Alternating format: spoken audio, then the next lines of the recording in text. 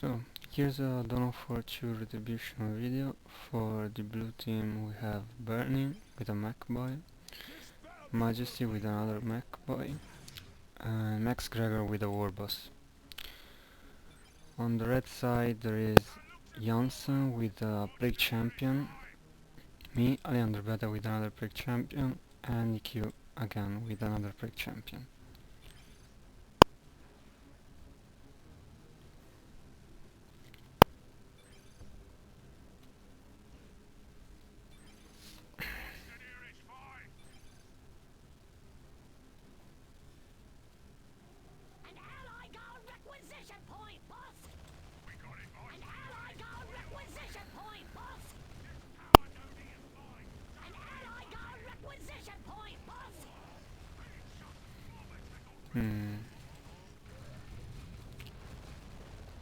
Jansen turning his play champion against this Warboss is not the right move, yeah, because the play champion does very little damage in mid. And this Warboss is isolated and will go down, I think. Yeah.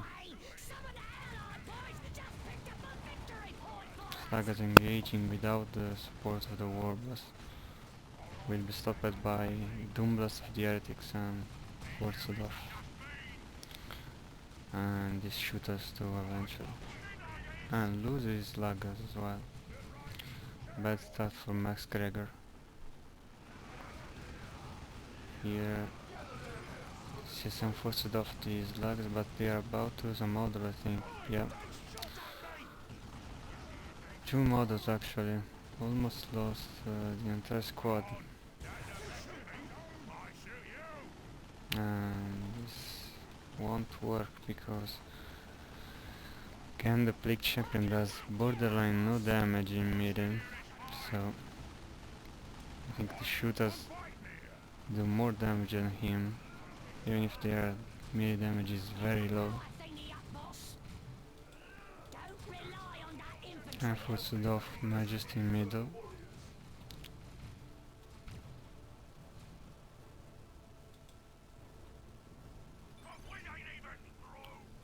Majesty letting his team know he's in trouble. And he's trying a very risky revive here, but Jansen is aware of this and doesn't let him revive the Warboss. Almost lost his own hero here. Majesty. Down the bottom I let EQ know that I'm flanking bottom so I can help him.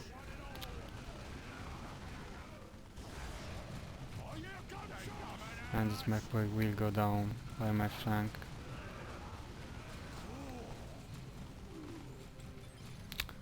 Burning retreating all of his units is the right choice since he's outnumbered here.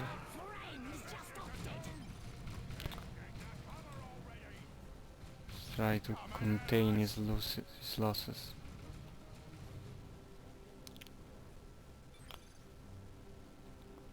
And I'm heading towards their power node in order to bash it. The early stage of the game is the main goal is to destroy the enemy power nodes.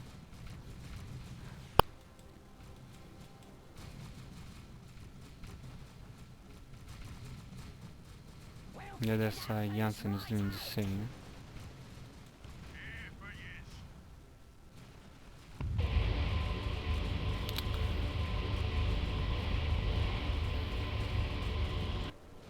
But Jansen is flanked on top now.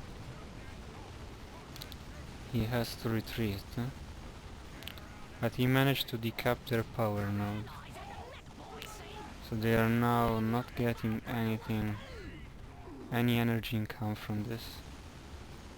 Uses his touch of Nurgle on his grenade launcher of Heretics, which cannot Doomblast. And on the bottom their power node is completely bashed down, so they have no power income only 12 blue team. The default power income is 10, so just this plus 2. I'm moving toward the top to help Jansen since he's doubled. They are trying to return the bash on our power node on top.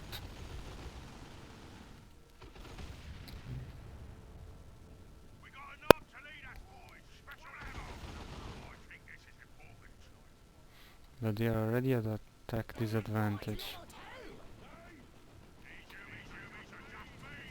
They already bashed, so they're waiting for me here. I keep my CSM in cover and disable the death gun of the Mekboy with my noise man.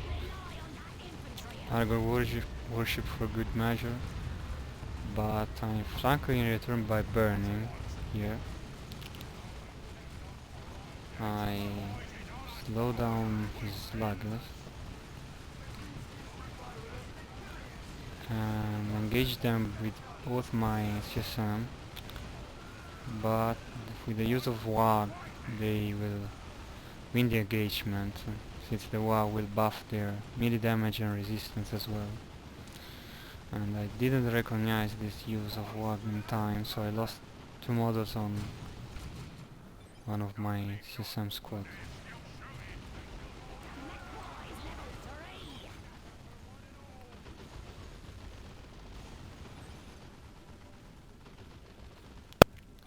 And they will continue to bash our power node on top here.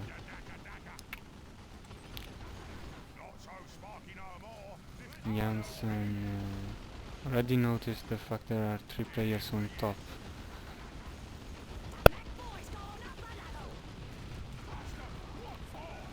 But didn't say a word to Q about this, so I did.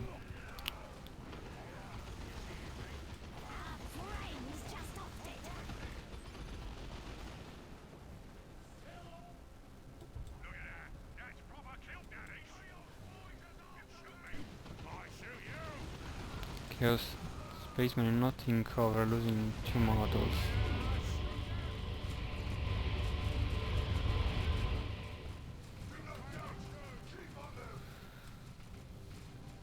And I'm getting the Aspiring Champions on both of my CSM.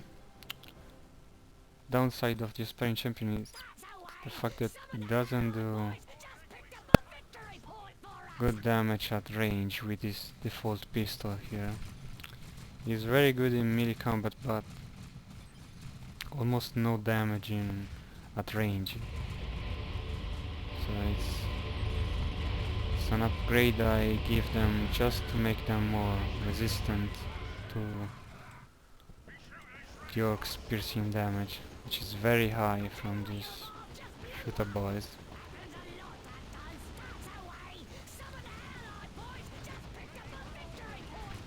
Jansen getting Chaos Dreadnought, and I'm getting squad of Bloodletters. EQ already with a Blood Crusher out.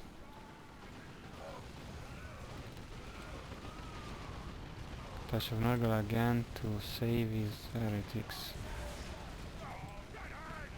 Really, he doesn't want to lose them.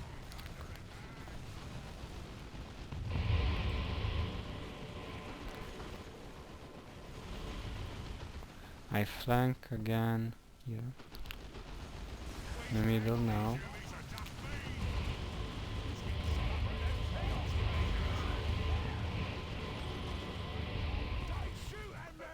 Trying to move my Iceman in bottom to bash these other power nodes. Already bashed on top completely. This lone shooter squad will try to cap the victory point, I think, but they meet my Bloodletters. I try to suppress the Bloodletters, but demons cannot be suppressed.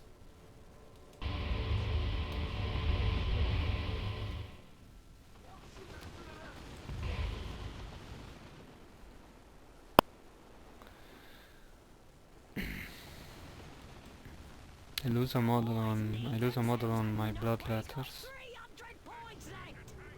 I'm getting the Mark of Zinch on both of my CSM. I prefer the Mark of Zinch over the Eternal War upgrade on my CSM when facing Orks, because the Mark has a good synergy with the aspiring champion, while the Eternal War upgrade does not. Keep my league champion in cover here, because his default armor is pretty bad. It's made of paper almost.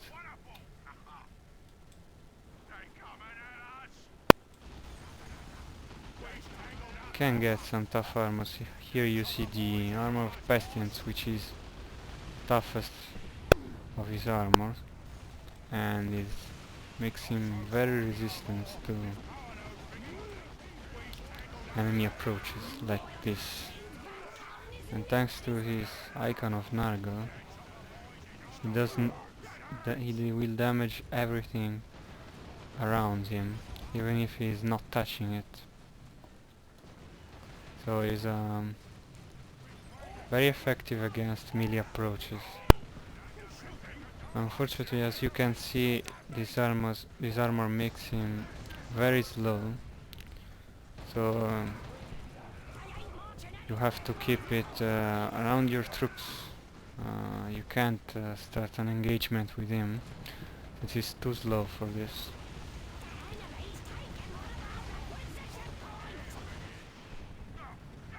Which is an unusual fact for a melee commander. Usually melee commanders are used to open the engagements.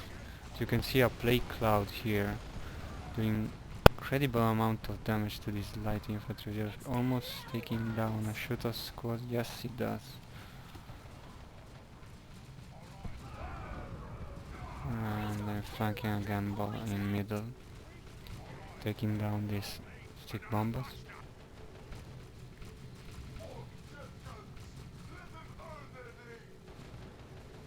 The map is almost completely red now.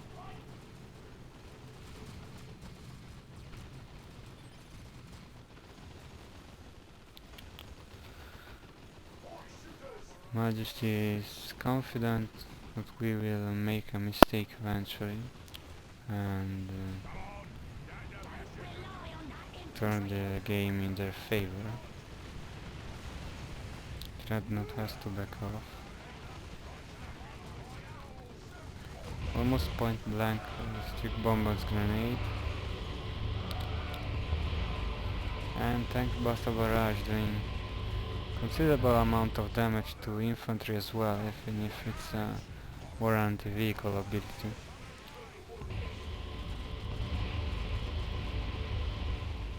Another plague cloud here. But not much to kill.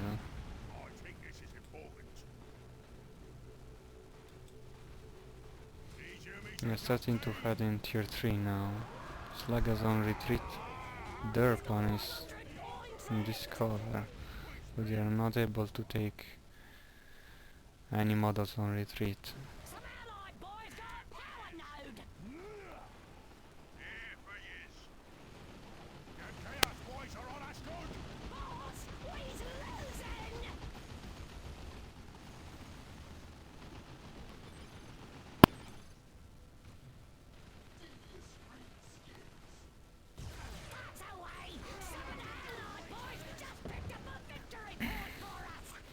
I think both the marks for the CSMs are very effective against everything the Orks have. Really, even vehicles, since the Orks vehicles are quite fragile. They're very good against infantry, the Orks vehicles, but since they are fragile, they are vulnerable to these marks. Another plague cloud here. Reinforcing off almost the entirety of the Orks army.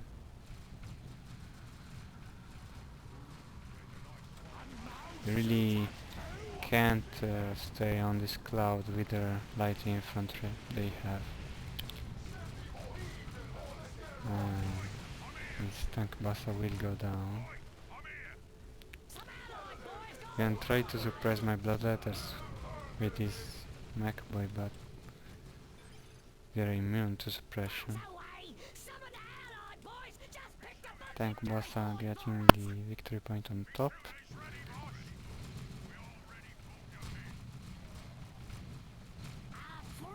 And this squad of stick bombers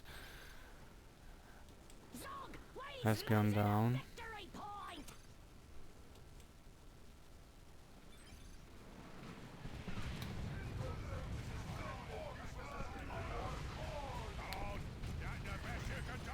He's the Plague Champion, as you can see. He's very tough now with his upgrade.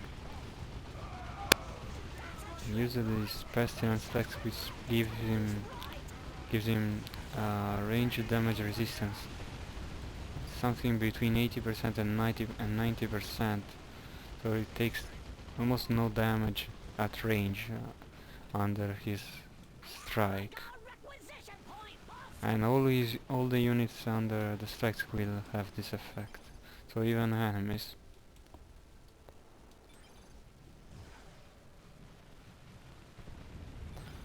Phase out my bloodletters to avoid damage from these stick bombers.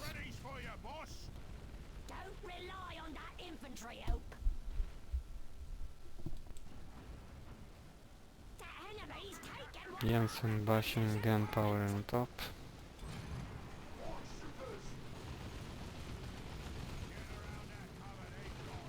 Try to use the covers. I actually failed to send my bloodletters to protect my system here. Yeah, they lose a model. But the slugs are eventually reached by the bloodletters and forced off. Again, stick bombers on my troops. Seems the only way the Orks have to counter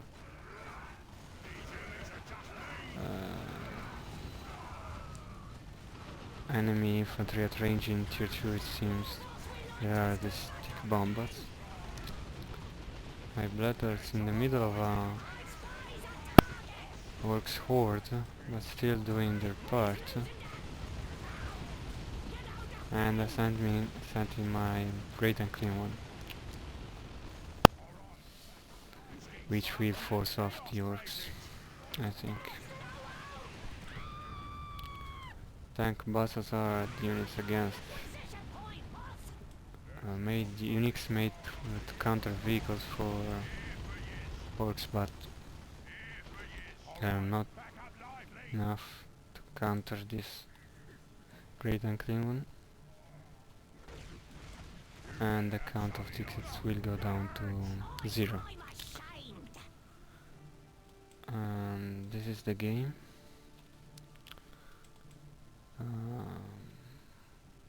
Hope you enjoyed actually. A little bit one-sided, but happens to have this kind of games. Actually, all the players should be able to play well. All the players involved in this match.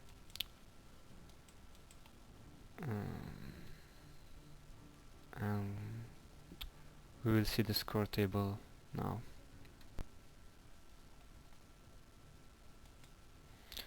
Here is the score table.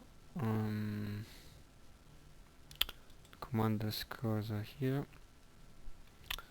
5, 4, 2, 5, 4, 5. The levels of the commanders.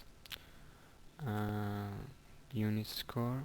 My unit score is pretty high. I'm usually pretty good at this, dealing with the enemy troops. My resource score actually instead is pretty bad. This is the field in which I lack.